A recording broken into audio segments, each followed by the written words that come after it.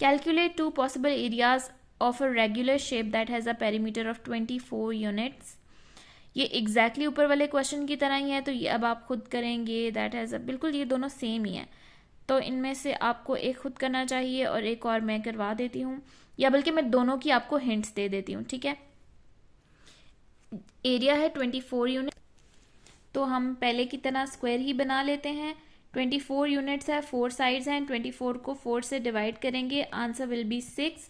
तो सारी साइड्स हमारे पास 6 हो जाएंगी। अब हमें एक साइड पता चल गई है, तो अब हम एरिया आराम से फाइंड कर सकते हैं। 6 इंटू 6 36, ये तो मैंने करके भी बता दिया। अब इसको भी दो तरीके से ड्रॉ करना है। यहाँ पे लिखा हुआ है कैलकुलेट 2 पॉसिबल एरियाज, तो अब हम एक और बना लेते हैं जिसमें सारी साइड्स इक्वल हो। अब सी हम 5 साइडेड नहीं बना सकते, ठीक है, क्योंकि 24 5 से डिवाइड ही नहीं होता, तो आपने ये भी ध्यान रखना है।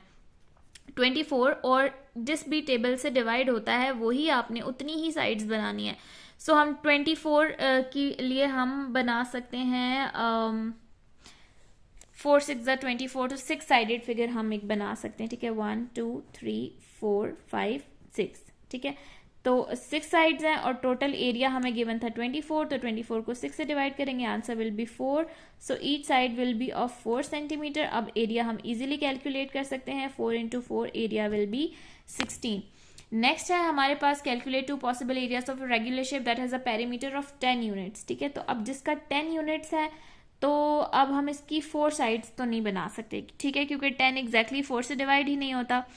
तो अब हम इसकी कितनी साइड्स बनाएंगे, हम इसकी 5 साइड्स बना देते हैं, 1 2 3 4 5, and each side will B, अब 5 साइड्स बनाई हैं तो 10 को 5 से डिवाइड करेंगे, आंसर विल बी 2।